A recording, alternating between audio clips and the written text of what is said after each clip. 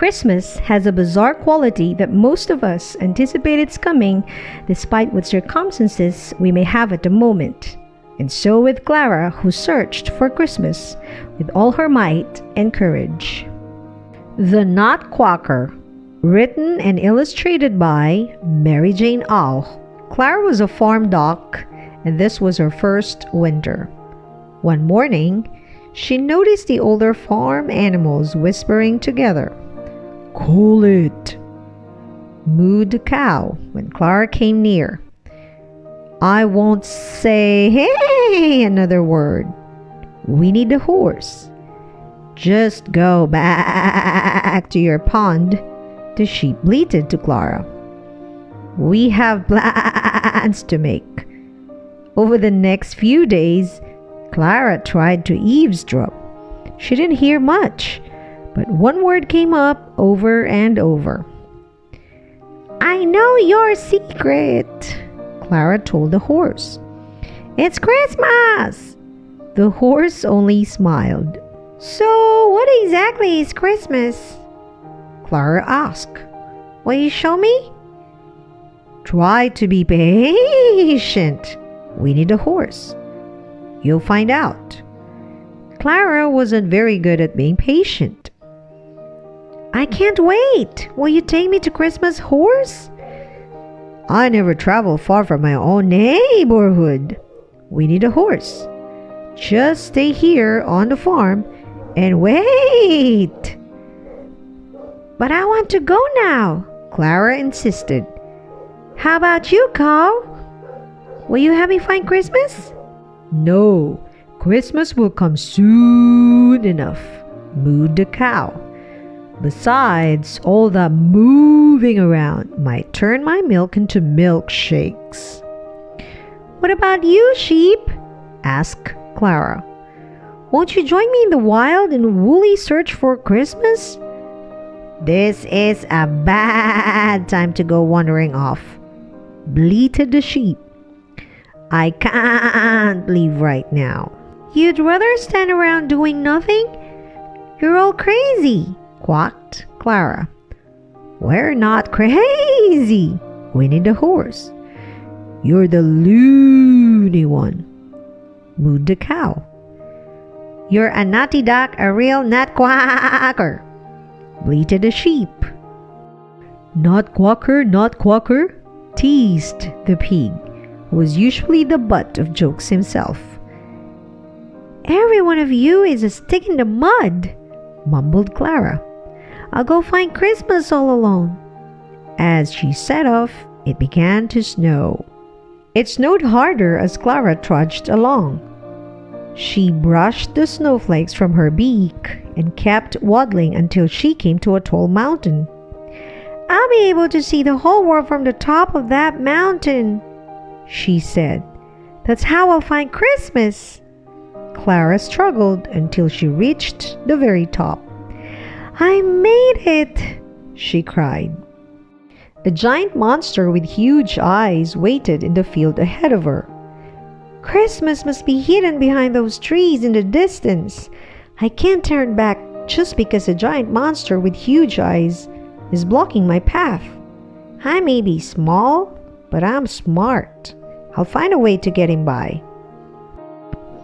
Clara slid down the other side of the mountain, gathered up her courage, and walked right up to the monster. "Watch out, monster!" she quacked. "I might look like an ordinary duck, but if you try to hurt me, I'll make you disappear." The monster didn't move an inch. He didn't even blink. Clara smiled. "Wise choice, monster. You don't touch me, I don't zap you." Clara circled the monster just to prove how brave she was. Then she waddled on across the field, pleased with her cleverness. But it wasn't long before a new danger loomed ahead. "A large animal with sharp horns?" Clara quacked. "No problem. If I would fool a giant monster with huge eyes, a large animal with sharp horns should be easy to trick." As she drew closer, Clara yelled, "Back off, large animal!" Before Clara could say another word, the animal ran away. "I'm getting good at this," Clara said. "But I'm tired, hungry, and cold, and I still haven't found Christmas." Clara hadn't traveled far before something else blocked her path. "A small creature with soft fur?" Clara quacked. "Piece of cake! If I could outwit a giant monster with huge eyes and a large animal with sharp horns, a small creature with soft fur won't stop me from finding Christmas. Be careful, small creature." Clara drew closer.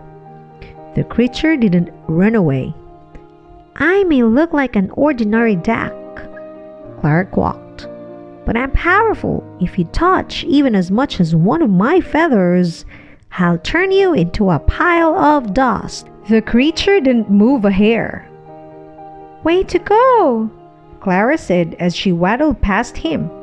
"You don't hurt me. I don't pulverize you." Suddenly Clara felt a sharp pain in the tail feathers. She whirled around. "I'm touching feathers here," said the creature. "Do I look like a pile of dust to you?" "Don't talk with your mouth full," Clara said, thinking fast. "I've stopped a giant monster with huge eyes. I've scared off a large animal with sharp horns. No small creature can stand in my way." The creature's eyes narrowed. "Then I won't stand. I'll pounce." Just as the creature lunged for Clara, the feathers tickled his nose. He started to sneeze, giving Clara the chance she needed to escape. She waddled for dear life through the falling darkness, listening to the sneezing fit behind her. But Clara knew that when the sneezing stopped, the creature would come after her. Finally, Clara had to stop to catch her breath. She hid under some low-hanging branches, hoping the creature wouldn't discover her. "Why did I ever leave the farm and my friends?" she whimpered. "I'd give anything to be with them now, but I've come so far. I don't know how to find my way back." Then she noticed a light cutting through the darkness ahead. Was it shelter or a new danger? Though she knew it was risky, Clara left the protection of her hiding place. "That light is my only hope," she gasped. She waddled toward it at full speed. Clara heard the creature closing in behind her. She gathered her last bit of strength and plunged through the drifting snow. Clara burst through the door and found herself in a magical but familiar place. All of her farm friends were there. "I'm home," she cried. "I'm so glad to see you. I must have been walking in a big circle the whole time." "Clara's back," bleated the sheep. "Just in time to celebrate Christmas. We need a horse with lots of delicious food," mooed the cow. The pigs didn't say anything. They were too busy eating. "We couldn't tell you we were planning a surprise Christmas party," bleated the sheep. "We made you a special present. It's a Nutquacker." "Just for you," mooed the cow. Clara hugged the Nutquacker. "I love it. I'm sorry I was so mean before." From then on, the animals danced the night away.